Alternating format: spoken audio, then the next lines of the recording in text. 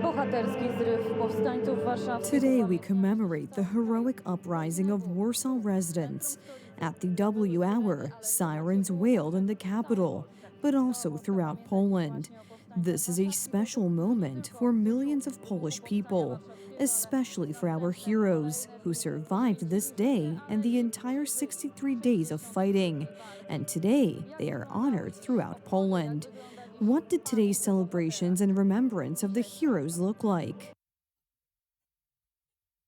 There is a city where the memory of heroes is engraved on every wall that remembers German bullets. But it is especially important today, on the 81st anniversary of the outbreak of the Warsaw Uprising. Pamiętam, że to było dla nas wielkie przeżycie. I remember that it was an emotional experience for us because we believed that we would succeed in driving out the Germans. It was such an uplifting feeling that no insurgent will ever forget it. That is why we come here every year to remember it all, because it gives us the motivation to live. It's the insurgents who remain a living lesson in history, ethics, and morality. They are role models and remain heroes to this day. Czcimy zatem dzisiaj Today, on the first moments of the anniversary of the outbreak of the Warsaw Uprising on August 1st, we honor the memory of the heroic soldiers of the Warsaw Uprising, those who fought in this uprising with weapons in their hands. It was the largest armed action of the underground in German-occupied Europe. On August 1st, 1944, about 40 to 50,000 insurgents took up arms. Planned to last a few days, it lasted over 2 months.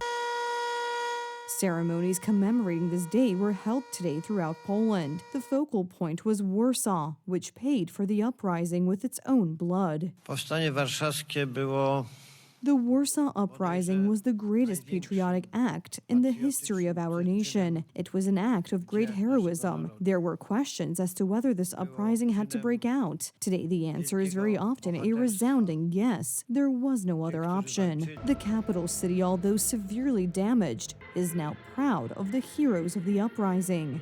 nasi powstańcy Our insurgents, civilians, scouts, children, and youth clashed with the German machine of evil, the evil of German National Socialism, which did not arise after 1933 thanks to Adolf Hitler, but which was first cultivated in the 19th century by Prussia, and then in the 20th century. This clear anti-Polish sentiment, both intellectual and state-sponsored, first in Prussia and then in Germany, led to the crimes we are commemorating today. The insurgents never lost hope.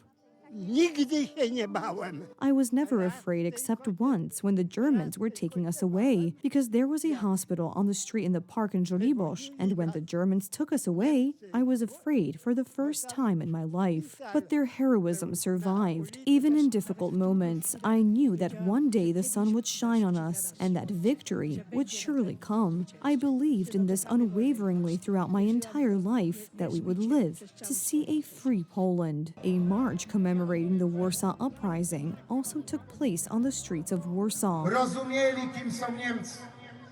Ale wtedy ci They understood who the Germans were, but at that time, the insurgents and Poles still remembered the times of the partitions, not only those of Nazi Germany, but the times of partitions, Germanization, and the destruction of Polishness, and with weapons in their hands. They stood up to prevent this Germanization and destruction of Polishness. The march proudly passed through the streets of the capital. powstanie warszawskie. The Warsaw Uprising was a quintessentially Polish uprising because we are such people that even in the face of German cruelty and barbarism, we were ready for a military uprising, a social uprising. We were ready for profound sacrifices to give our lives so that Poland could be free and independent. Honor and glory to the heroes.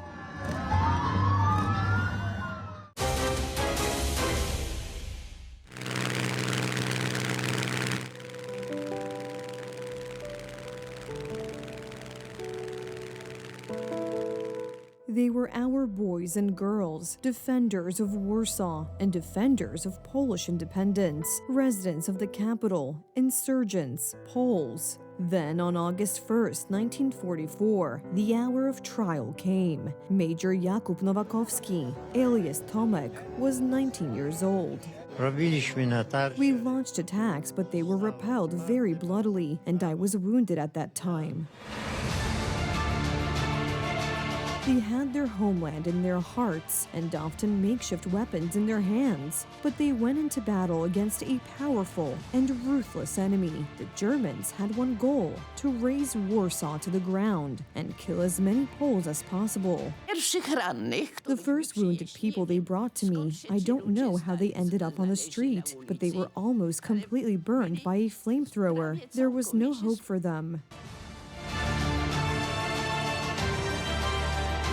Since 1939, Warsaw and other Polish cities had been methodically destroyed and plundered by the Germans, and Poles were brutally murdered. But we had our heroes, boys and girls who did not hesitate for a moment to stand up in defense of the capital and their homeland. To, co wydarzyło się 1 sierpnia roku What happened on August 1st, 1944, was a clear voice and expression of the wonderful citizens of the underground Polish state at the time, and it was a cry for freedom, independence, and sovereignty. The price was life. In the fighting against the Germans, 18,000 insurgents and up to 200,000 civilians lost their lives. In the Wola massacre alone, that is, the extermination of the district of Warsaw, between 40,000 and 60,000 residents were killed. w tym miejscu.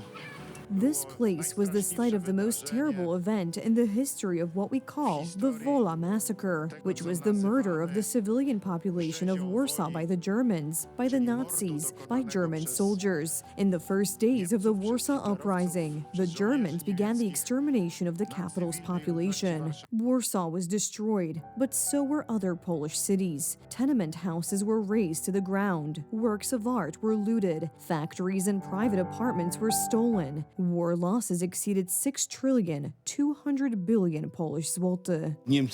The Germans did indeed have plans to destroy Warsaw, and when the uprising broke out, Hitler gave the order to annihilate Warsaw. The responsibility for the destruction of Warsaw lies solely with the Germans.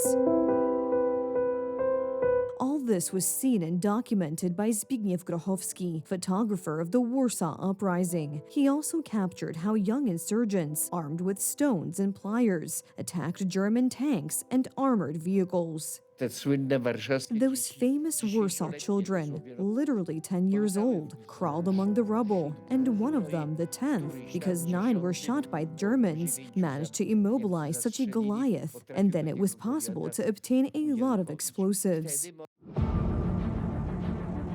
Today, it is difficult to imagine, but 81 years ago, these wonderful boys and brave girls found themselves in the heat of battle in occupied Warsaw. They had to fight, and they had to survive.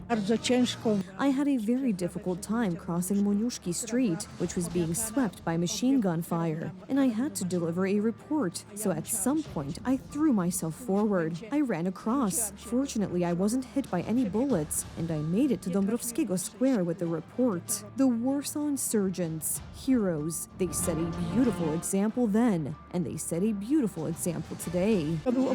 It was our duty. That's how we were raised, that above all, we must defend our homeland in such moments of danger.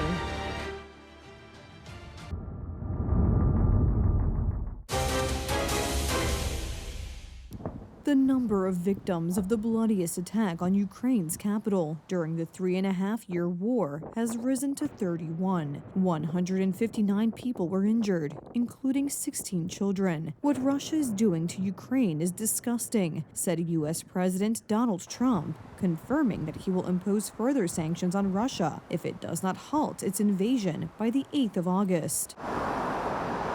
Flags on government buildings in Kiev have been lowered to half-mast as a sign of mourning for the victims of the massive Russian attack. Among the victims found in the rubble were the bodies of 5 children. Residents of the capital are mourning the victims. Missiles are hitting residential buildings and people are dying. I have no words to describe this madness. The United States can do a lot to influence Russia, but I don't know if Putin will listen because I don't think he's in his right mind. Russia has launched over 300 drones and 8 ballistic missiles. As usual, the targets were civilian facilities. I am sincerely grateful to the rescuers, police officers, every doctor, every nurse, everyone involved in providing assistance, all municipal services. It is very important that Ukrainians can help each other in doing their jobs. Unfortunately, we have fatalities. They are our friends. They are our families. U.S. President Donald Trump strongly criticized the brutal attacks and reiterated that he will impose new sanctions on Russia on August 8th if Putin does not bring about a ceasefire. I think it's disgusting what they're doing. I think it's disgusting. This is Biden's war. It's not my war. But I said if I get in, I'll try and get the thing stopped. But I think what Russia's doing is very sad. A lot of Russians are dying. You have a lot of Russians, more Russians are dying. But yeah, we're going to put sanctions. I don't know that sanctions bother him. You know, they know about sanctions. I know better than anybody about sanctions and tariffs and everything else. I don't know if that has any effect. I have just been informed that almost 20,000 Russian soldiers died this month in the ridiculous war with Ukraine. Russia has lost 112,500 soldiers since the beginning of the year. That is a lot of unnecessary death. Ukraine, however, has also suffered greatly. They have lost approximately 8,000 soldiers since January 1st, 2025, and that number does not include their missing. Ukraine has also lost civilians, but in smaller numbers, as Russian rockets crash into Kiev and other Ukrainian locales. Ukrainians are skeptical about the prospect of resuming negotiations. The 3 rounds of direct talks between Russia and Ukraine so far have yielded no results. How many meetings have already taken place? How many times have they tried to negotiate and nothing? And Trump just says, I'm disappointed, upset, I didn't expect this. So what? There are no consequences yet. We'll see what happens now. Russia consistently rejects the idea of a permanent ceasefire, arguing that it would benefit the Ukrainian forces on the front lines. During today's meeting in Minsk with Belarusian dictator Lukashenko, Putin repeated the propaganda slogan that Russia is in favor of achieving lasting peace. However, achieving Russia's invasion goals, which have not changed, remain a priority. In July, Russia launched more drones toward Ukraine than in any other month since the start of the full-scale invasion in 2022. In the coming days, another visit to Moscow by White House Special Envoy Steve Witkoff is also expected.